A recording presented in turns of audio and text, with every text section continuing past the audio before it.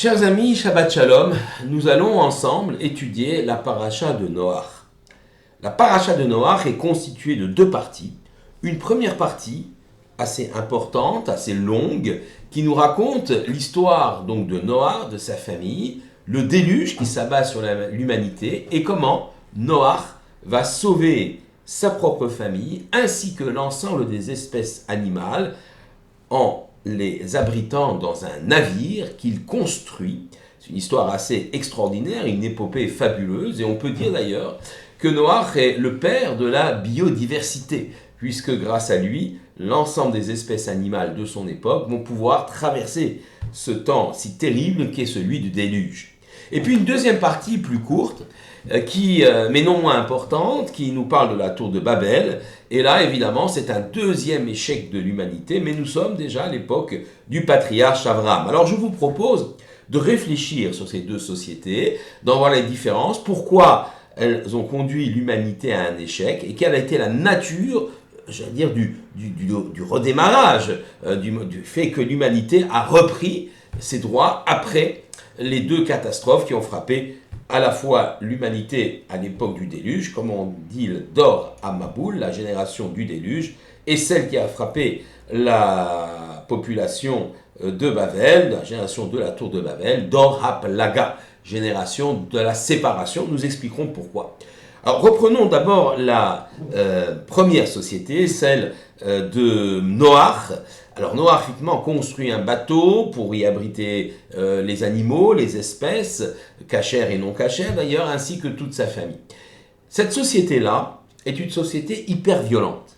Une société où ce qui compte, c'est l'individu. L'individu a tous les droits, ou se prend tous les droits, et ce même au détriment d'autrui. Donc on comprend qu'il y a ici des violences, une perversion des mœurs, il n'y a plus de limite dans la sexualité, donc une perversion des mœurs dans tous les domaines, des viols, etc. Mais aussi une société basée sur le meurtre, puisque si je veux m'emparer du bien d'autrui, je n'ai aucun scrupule, il n'y a aucune morale, aucune limite pour s'emparer de ce bien, y compris par le fait que je vais tuer, assassiner, pour m'emparer de ce qui appartient à autrui. Une société extrêmement, comme on dit aujourd'hui, ensauvagée, une société de haine, une société terrible. Là aussi, cette violence, qualifiée en hébreu de Hamas, nous rappelle, évidemment, fait appel aux événements tragiques que nous sommes en train de vivre aujourd'hui. Cette société hyper violente marque un véritable échec de l'humanité. On ne peut plus continuer avec une telle société. C'est pourquoi l'Éternel prend la décision terrible de balayer cette humanité et de repartir avec la branche de Noé. Lorsque Noé et sa famille sortiront de l'arche, il va y avoir ce qu'on appelle les 7 lois de Noé, les 7 lois noachides, qui sont encore aujourd'hui valables, d'ailleurs pour l'ensemble des peuples de l'humanité, 7 lois dans lesquelles on va poser les bases d'une société, d'une civilisation humaine, d'une civilisation où il y a également le droit, puisque dans ces 7 lois de Noach, il y a en particulier l'obligation d'établir des tribunaux, des règles juridiques, et il y a également une loi très intéressante qui s'appelle Ever Minachai, l'interdiction de la consommation d'un membre d'un animal vivant. On peut trouver ça un peu curieux, une loi qui paraîtrait un peu secondaire par rapport à toutes les autres lois qui organisent la société pour créer effectivement un espace permettant la vie entre les individus, un espace non violent, un espace de justice et de droit, où le droit et la justice soient là et non pas la loi de la jungle. Alors pourquoi introduire cette loi qui semble être une loi de protection animale, interdiction de consommer un membre d'un animal vivant, car cela constitue une cruauté. Cela s'appelle donc Ever Minachai. Eh bien la réponse c'est qu'effectivement on va essayer de bannir de cette société toutes les formes de cruauté gratuite, y compris celles vis-à-vis des êtres inférieurs des animaux, car les animaux font partie de la création, ils sont des éléments majeurs de la création, même s'ils sont inférieurs à l'homme, et c'est pourquoi effectivement Noé va les sauver, va les préserver, et ensuite va être imposée cette loi de Hever Min HaChai, prélude d'ailleurs à une autre loi qui viendra beaucoup plus tard dans la Torah, qui s'appelle la loi de Tsar Ba'alei Chaim, l'interdiction d'une souffrance infligée à un animal. Alors, ces lois, par rapport au monde animal, elles ont deux causes. La première, évidemment, c'est une cause pédagogique. Celui qui va faire infliger des souffrances à un animal va se rendre capable, s'il est capable d'une telle cruauté, va changer donc son caractère, il va devenir de plus en plus mauvais. L'apprentissage de la civilisation, de l'humanité, passe aussi par le respect des créatures inférieures, par le respect des animaux. La deuxième raison, c'est que les animaux jouent un rôle dans le projet divin. Ils ont une valeur en soi, une valeur intrinsèque, et c'est pourquoi il fallait les sauver au moment du déluge et les respecter par la suite par cette loi d'interdiction de Hever Min HaChai, d'interdiction de consommation d'un membre d'un animal vivant. L'animal a sa place, inférieure à celle de l'homme, mais il a tout de même sa place, et un monde sans les animaux, un monde qui perdrait de sa biodiversité, eh bien c'est comme si l'on mettait un coup de canif dans l'œuvre de la création. Chaque animal a sa place dans la création et a été pensé dans le projet de l'Éternel. Donc cette génération du déluge disparaît complètement, elle est balayée, car on ne peut absolument plus construire, le retour, la teshuva n'est plus possible pour cette génération-là, coupable de trop d'exactions, coupable de trop de crimes contre l'humanité. Ce sont des gens qui vont donc disparaître de la surface de la terre. Et puis on va redémarrer l'humanité avec Noach et sa famille. Et puis il y a la deuxième partie, c'est-à-dire l'histoire de la tour de Babel. Alors, on est déjà un peu plus tard, on est en Babylonie, l'Irak actuel, et l'humanité est toute unie. Point positif, plutôt positif, il n'y a plus de guerre. Et à la tête de cette humanité se trouve un personnage appelé Nimrod, grand chasseur, dictateur de ce royaume réunissant toute l'humanité. Et Nimrod veut construire une tour qui atteint le ciel. Alors on essaie de comprendre pourquoi. Alors on explique, la Torah elle-même dit ils veulent construire une ville, puis une tour, pour se faire un nom, pour exister dans la pérennité de l'histoire, une espèce de monument dédié qui rappellera l'histoire de l'humanité.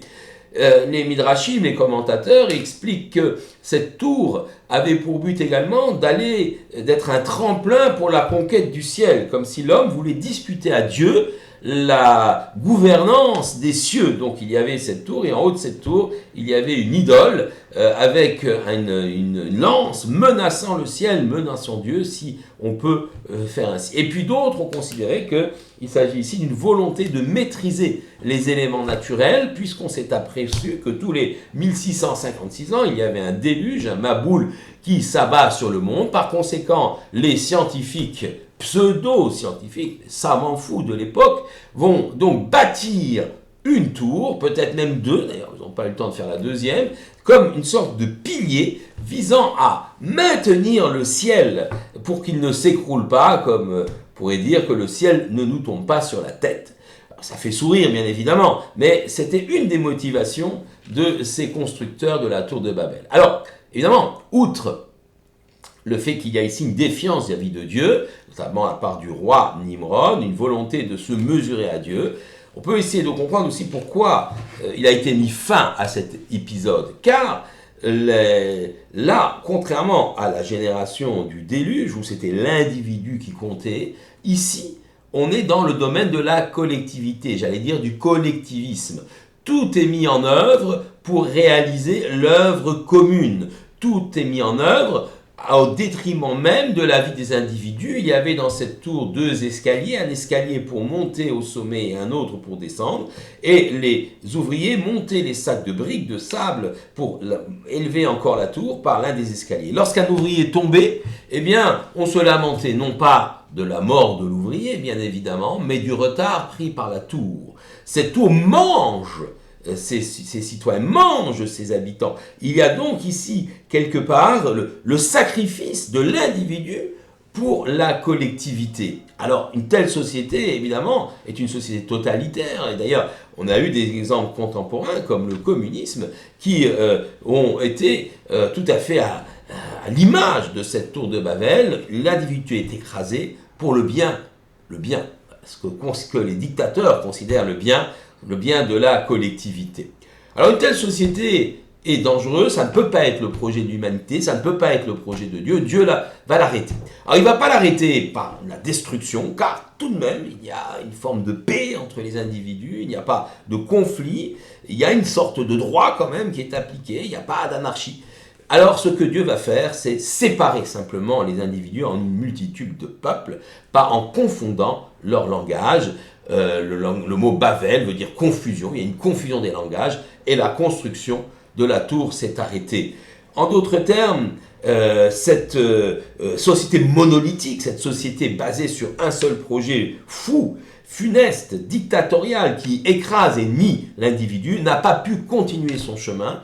Elle a été transformée en une multitude de sociétés, en une pluralité, le pluralisme de l'humanité, et peut-être ça sa chance, que nous soyons effectivement dans l'humanité si différents les uns des autres, c'est peut-être cela qui engage quelque part ou force quelque part notre admiration, puisqu'il y a ici une richesse qui va être partagée, la richesse des différences des différents peuples qui vont constituer désormais l'humanité après l'arrêt de la construction de la tour de Babel. Vous voyez combien cette sidra, cette paracha de Noach est moderne et contemporaine. On nous présente donc deux échecs de l'humanité, deux sociétés, l'une basée sur l'individualisme absolu au détriment même de l'existence d'autrui, et ce qui implique bien sûr une très grande violence, alors que l'autre société apparaît unie, apparaît en paix, mais là encore, il y a une autre forme de violence, celle qui écrase l'individu